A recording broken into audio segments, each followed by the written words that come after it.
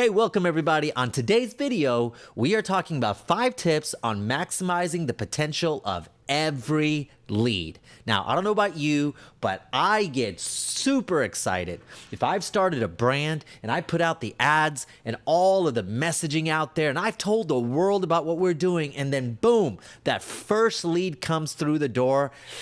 There is a lot of excitement, right? There's a lot of excitement. My heart's racing. I'm just thinking about all of the possibilities and the potential of my business. And I'm ready to be off to the races. Now, with much anticipation, I am going to reach out to this lead. I'm going to shoot them an email and I'm ready to make some money. So I perfectly craft an email.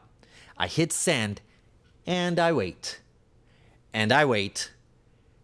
And I wait some more. And then crickets. Nothing comes. Nada. Right? I thought they liked me. Why else would they reach out to me? I thought they wanted my services, and I get discouraged. And you know what? A lot of times, and you're not the only one. I don't know about you. I have felt this way. And sometimes all I want to do is just turn off the computer, go crawl under the blankets somewhere, and just forget that I ever started the business. It is a mind trip, right? And nothing is more deflating than a potential client just ghosting you regardless of your effort. That happens. Well, just know you're not alone. If that has ever happened to you, and if it feels frustrating at times, you're not the only one. Millions of small business owners, they deal with this. But today, I'm hoping to help you with 5 tips on how to maximize every single lead. So you ready? Let's dive in. All right. So now, number 1, I want you to engage and connect, but do it fast. Okay, so hear me out. Engage and connect, but do it fast. Lead response time is a major factor in increasing conversions. Research shows that 63% of companies respond way too slow. Now, I understand, trust me, I do understand as an entrepreneur myself that, right, it is hard to juggle life, and you're wearing all of these hats, and you're the janitor and the CEO all at once if you're a solopreneur. So it is real. The challenges are real. And sometimes those leads, they do fall by the wayside. It happens to the best of us, so don't be so hard on yourself, right? Now, do you also know that 5 minutes is the ideal time to respond to a lead? That's right. That's a golden window of response time. Statistics from Lead Simple tells us that contacting within 5 minutes is nearly 21 times more effective than contacting after 30 minutes. There's also research that shows that businesses who contact leads within the first hour are 7 times more likely to respond, right? 7 times more likely to respond than responding within 2 hours. And 50% of leads, they go with the vendor or the business that responds first. Do you start seeing a pattern here? Do you get the picture? Because if you were to engage, you have to engage quickly, because those that win the race of lead response usually get to the next stage where you can qualify that lead, right? So let's say you qualified that lead, but you still need to convert that lead. Now, number 2 is deliver valuable content.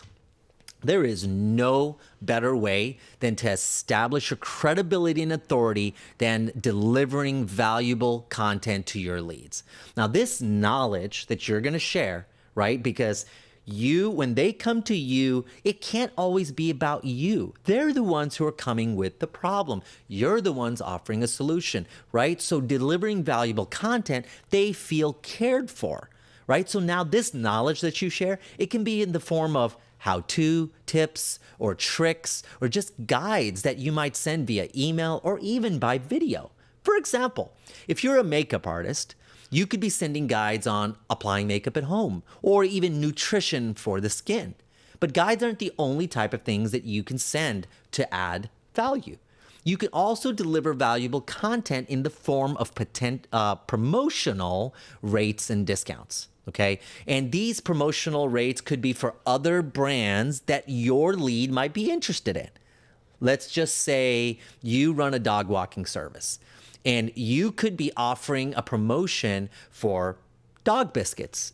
Maybe that's made locally, a grooming service, or maybe even veterinarians in the area. And you know what? They're going to be really appreciative that you are giving them deals and you're not even a client yet. That forms a connection.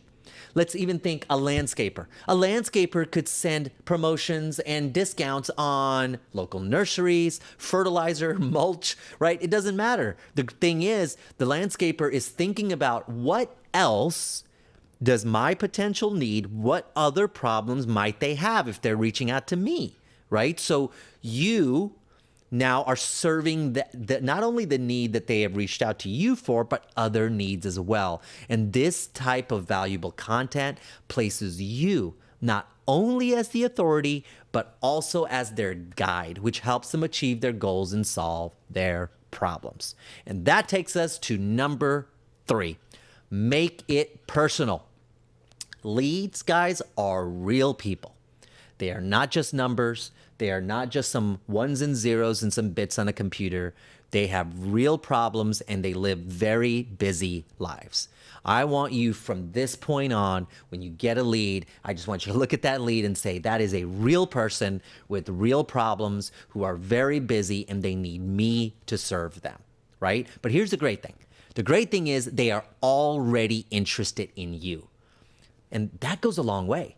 But our job is to continually reconfirm their initial good feelings all through the client journey. And that keeps them connected. That strong connection keeps building. It'll snowball and they will turn into a paying client. They're going to feel pretty proud of their choice, right? And don't forget, you're a human as well, not a robot, right? Especially if you have a service-based industry, be human. Set up a time for a phone call, a video meeting, or a face-to-face meeting even, right? This shows that you care and they're more than just a number. This helps you go from transactional to relational. And if you can make that journey, and if you can help bring the clients on that journey with you, go from transactional to relational, that is the key to conversion. Now, you could also send a questionnaire, right, along with the lead response. Now, what does a questionnaire do for you? Well, it's going to tell them that you care. It's going to tell them that you want to know more and that you are providing a very personalized experience. And for you, it actually gives you more insight into their needs and solve their specific problems. Because that's what we're in the business of. We're in the business of solving problems. That's why they come up to us, right? Now, what I love doing to really make that human connection is I like to send a personal greeting video. Now, I can do that along with my initial lead response that's automated, or I can send a text accompanied by the initial email that went out or at the same time, and just saying hello using their names, letting them know that they got an email and I am excited to work with them. That goes a long way. It is magic and my clients love it. Okay, so let's go to number 4.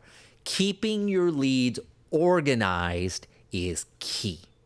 Leads won't always respond after the first attempt. I think you and I both know that. If you have even been doing business for a week, you know leads aren't always going to respond in the first attempt. Now, many times that lead comes in and maybe they just didn't have time. Maybe it was a firewall. Maybe it went to spam. You don't know. And a lot of times for us, when that lead comes in and they don't respond, guess what happens? We forget about it. It gets super buried in our gigantic inboxes and we get so busy, we never go back to that lead. So keep those things in mind, but you have to keep your leads organized so that you know who responded and who hasn't responded so that you can create a game plan around it. And number 5 is the game plan, right? It's the follow-up. Follow-up. I'm going to say that again. The follow-up is key. Now, the Harvard Business Review found that 56% of prospects actually complain about poor follow-ups. If your leads are warm leads, which means that they found you somehow, a referral or through the internet, and they are interested and they've reached out to you directly through a contact form, and they have shown interest. Now, they have a much higher chance of responding to follow-ups than cold leads, right? Research shows that following up at least 5 to 7 times is about the sweet spot. But let's keep a few things in mind. You want to personalize these messages, okay? You don't want to sound like these are just canned messages that go out to everybody and that it just doesn't feel right. Address them by their name, okay? Always add value. We talked about that. You always want to add something to their lives. So even solve other problems they didn't know that they needed solving. And this sounds so simple, but be kind, right? You know, it's an unfortunate thing. A lot of us in the stress of our days, we can respond to people and sometimes it can sound a little cold, especially if we're not used to writing emails. So be kind, courteous, and respectful in your follow-up, because we don't want to feel like we are annoying them, right? It'll get frustrating and you'll get blacklisted, basically, and you'll end up going to their spam or not going at all. Now, the frequency of these follow-ups are something that you're going to have to test a little bit. There's a lot of research out there, and everyone says something a little different. But play around with it and keep track of the response, right? You want to keep track. You want to keep the data so you know what's working for you in your market for your particular set of clients, right? So I'm just going to give you an example. Let's just say the first email goes out, and then the next day, you might be a little bit more casual, and you send out another email. And then the third email is on day 4, and maybe this email is like a guide or a how-to or a video, just maybe reminding them of the benefits and the features of the service that you have. Let them learn a little bit more. Then you can send a 4th email on day 6 and maybe a final email on day 9. And you want to vary those emails, right? Provide value and even create a sense of urgency. Maybe something that you're offering, and for that last email, you can put a time frame on it. So guys, these 5 things are key to maximizing the potential. Let's go over all 5. Okay, so number 1 was engage and connect, but do it fast. Number 2, deliver valuable content. Number 3, make it personal. Number 4, keep your leads organized. And number 5, follow up. Right? Those are the 5 tips to maximize the potential of your leads. Now at 17 Hats, we know that you are incredibly busy, but yet highly motivated to build an excellent small business. Our contact forms and management system allows you to respond quickly, keep them highly organized, and even automate follow-ups so that you can get back to wearing that CEO hat and utilizing all that extra time on your hands to do whatever you want in life, right? Well, guys, that's it. I hope you enjoyed these 5 tips to maximize the potential on every lead. If you love this video, click like and subscribe to this channel. I'll be back with much more content just like this to help you run an incredible business. Till next time.